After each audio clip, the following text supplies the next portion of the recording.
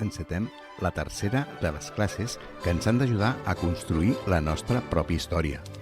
Tu decideixes si vols que sigui un relat, una novel·la o el que més et vingui de gust escriure. I és que ara, a Temps de Llibres, és... A Temps de Llibres, temps d'escriure.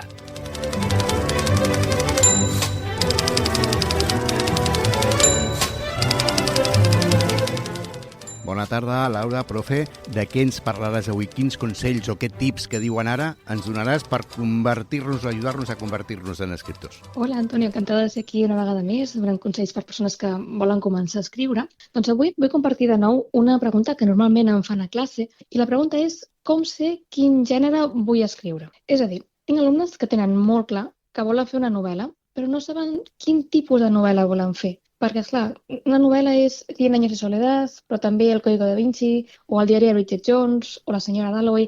Tot això són novel·les, però són novel·les molt diferents, escrites de maneres molt diferents. Per saber quin gènere vols escriure, primer cal que t'informis una mica sobre els gèneres de les novel·les, quins gèneres existeixen, no? Per exemple, novel·la històrica, com les de Santiago Posteguillo, o novel·la de detectius, com les d'Agatha Christie, novel·la romàntica, com Elizabeth Benavent, o novel·la fantàstica, com Brandon Sanderson, ciència-ficció, com Ursula K. Le Guin. Tot això són gèneres diferents i podria filar molt més prim, perquè els gèneres tenen subgèneres que tenen subgèneres. Per posar un exemple, dins la novel·la negra tenim novel·la policial i allà dins podem buscar un thriller i un thriller pot ser un tecnothriller, és a dir, un thriller on la tecnologia és molt important per la trama. O pot ser un thriller polític, o un thriller d'espies, o un thriller històric, situat, per exemple, imaginem que a l'Imperi Romà, un detectiu que està investigant un cas a l'Imperi Romà i a més és un thriller perquè és un llibre que no pots deixar de llegir. Tot això són gèneres i subgèneres, no? Quin tipus de novel·la volem escriure. Com veieu, les opcions són moltes i es pot filar molt prim.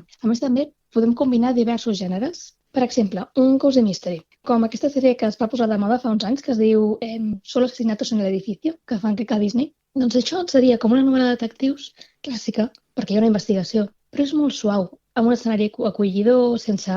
Hi ha violència, però no és una violència que ens faci angúnia. És una violència que realment no sentim res, no sentim, ai, mira, ha matat aquesta persona. Ens és una mica igual. Simplement hi ha un crim i volem que es resolgui. Això seria un cozy mystery. I en aquest cas barregem dos gèneres. La novel·la de detectius, per una banda, que podria ser molt dura, si imaginem altre tipus de novel·la, però també la novel·la feel good, que és aquesta novel·la que vol fer-nos sentir bé. Potser pel teu projecte tu tens claríssim ja quin gènere vols escriure, tens el gènere superclar. En aquest cas, felicitats, perquè tens una part molt important de la feina feta. Si tu dius, mira, jo tinc claríssim que vull fer una novel·la negra estil Andreu Martín, o vull fer una novel·la històrica estil la Julia Navarro. Meravellós, perquè el que pots fer és escollir unes quantes novel·les que s'assemblin a això que vols fer tu, al teu gènere, i estudiar-les molt bé. Analitzar l'estructura, quins recursos fan servir, com són els personatges... Però clar, posem-nos en el pitjor possible, en els casos possibles. Potser no tens clar quin és el teu gènere i aquí et puc donar una breu recepta per trobar el teu gènere de novel·la. Primer, el meu consell seria buscar la teva prestatgeria. Quin tipus de llibre hi ha? Quin tipus de llibre tens? Normalment escrivim les coses que volem llegir, així que si llegeixes moltíssima novel·la sobre la Guerra Civil, per exemple, és difícil que et vingui de gust escriure una novel·la romàntica o que en coneguis l'estructura. Busca la teva prestatgeria i selecciona 5 títols que creus que s'assemblen una mica a això que vols fer. I després pots buscar llibreries físiques o llibreries online en quina secció han col·locat aquests llibres. Coincideixen? Aquests 5 llibres que has agafat a les teves prestatgeries els trobaries a la mateixa prestatgeria, justament en una llibreria o no? Sí, ja tens una aproximació al teu gènere.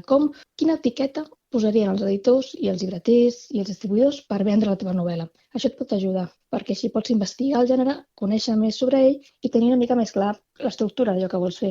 Una altra opció, si ja tens text escrit, és que el llegeixin amics que siguin molt lectors i sense donar cap tipus de pista, preguntar on el posaries tu? On el veuries tu aquest llibre? En una prestatgeria d'una llibreria? O en quin gènere penses? O en quin llibre penses quan has llegit el meu llibre? A partir d'aquestes dues respostes, primer mirant la teva prestatgeria i després preguntant a amics, ja pots fer una llista de novel·les i, de nou, treballar-les. D'aquesta manera crec que pots aprendre d'altres textos per poder millorar la teva novel·la o estructurar-la o estar una mica més en el buit, una mica menys perdut. perquè recorda que no tot és inspiració i talent diví. Sempre que escrivim estem fent servir referents, sigui de manera conscient o inconscient. I bueno, això és el que volia comentar aquesta setmana. Espero que escriguis molt, aquestes setmanes que no ens sentim, i que descobriu quin és el vostre gènere. Ens sentim aviat. Déu-n'hi-do, la de coses que ens acaba d'explicar la Laura, com a mínim ja s'està encaminant cap a on hem d'escriure, i jo crec que el millor és escriure de lo que t'agrada llegir. Laura, ens retrobem d'aquí 15 dies i vosaltres no sigueu mandrosos. Treballeu una miqueta, que les històries no s'escriuen soles.